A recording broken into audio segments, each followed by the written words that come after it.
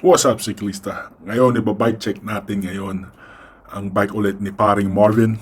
Ito ang Pinarello Dogma F10. Deal!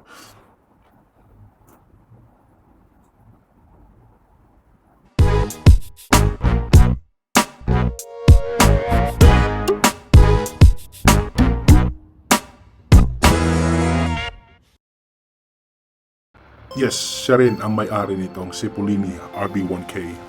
Pero ito ang koko natin. It weighs 15 pounds. Pretty nice, pretty nice. Here we go. Yan ang handlebar niya. It's a NV Aero handlebar. A 38 ang size niya.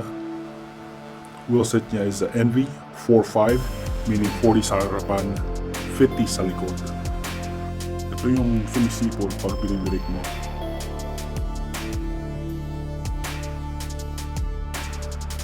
Yung stem niya, teardrop na most sa carbon.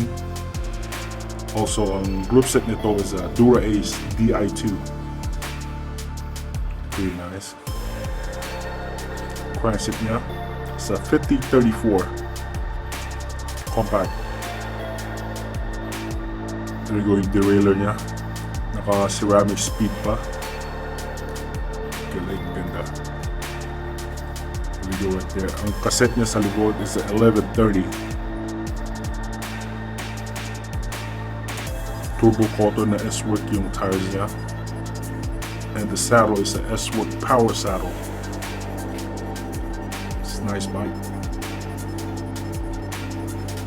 Right there. Tapos yung bottle cage niya is a lightweight. Kasi paring Marvin.